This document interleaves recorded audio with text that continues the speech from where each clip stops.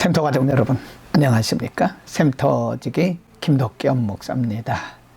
오늘부터는 우리가 베드로 후서를 공부할 텐데요. 베드로 후서는 말 그대로 제목에서 볼 수 있듯이 베드로 사도가 기록한 두 번째 서신입니다. 역사적인 배경을 알 필요가 있는데요.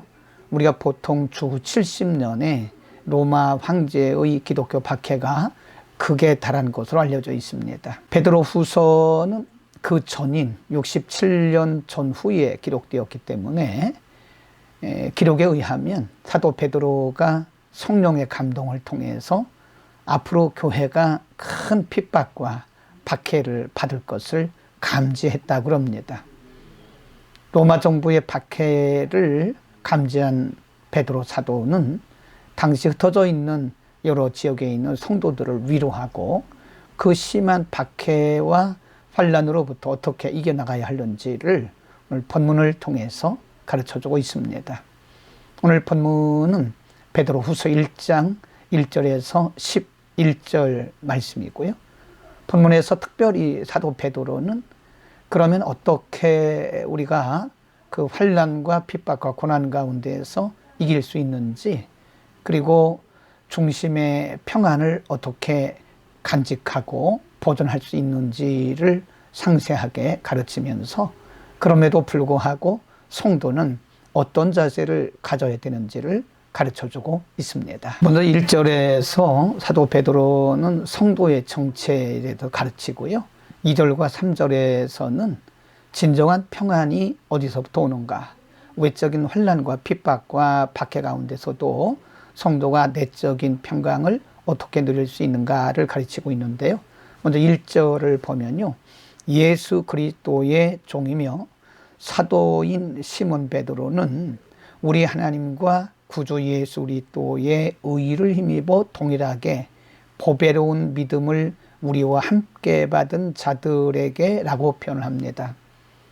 이방 지역에서 예수 그리스도를 믿고 그리스도를 따르는 자들에게 그는 말하기를 동일한 보배로운 믿음을 가진 자들이다. 성도가 누구냐?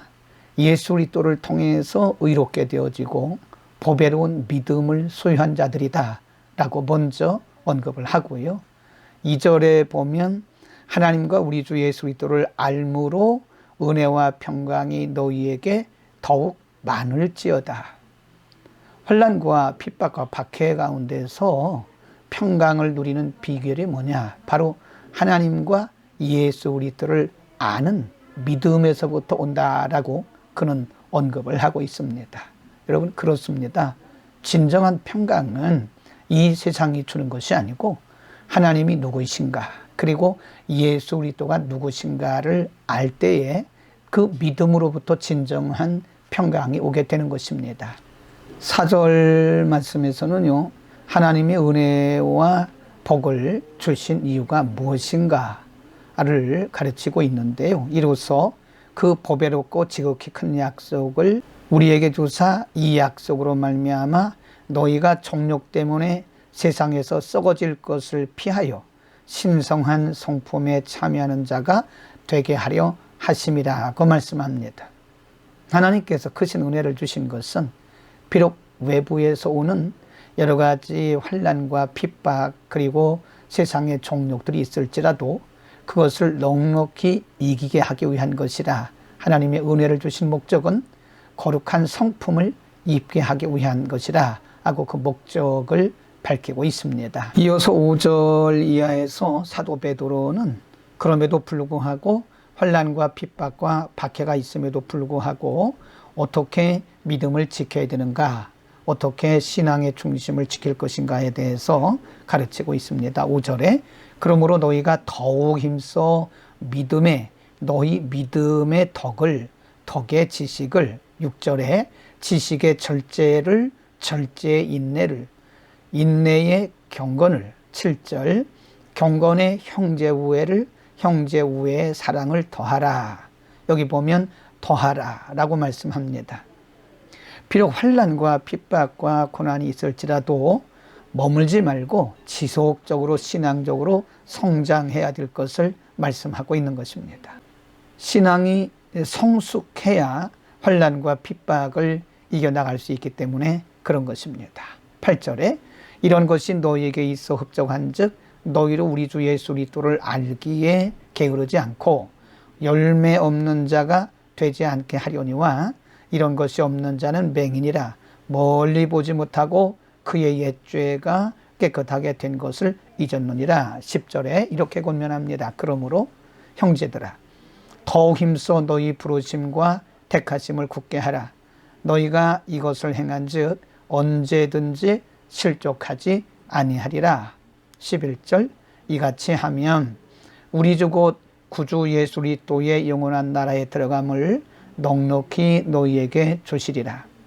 베드로의 권면은 비록 환난과 핍박과 고난이 있을지라도 중심을 지키고 더욱더 이전보다 신앙이 성숙되면 넉넉히 이길 수 있다고 하는 중요한 교훈을 주고 있는 것입니다. 그렇습니다, 여러분. 사도 베드로가 본문의 말씀을 통해서 권면했듯이 성도는 이 세상을 살아나가노라면 나그네 같은 세상이기 때문에 언제든지 많은 핍박과 박해와 때로는 조롱과 위기도 올 수 있습니다.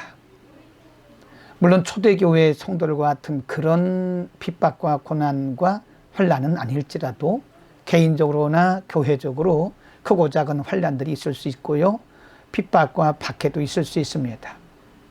그러나 그럼에도 우리가 이길 수 있는 것은 우리가 하나님 아버지의 자녀요.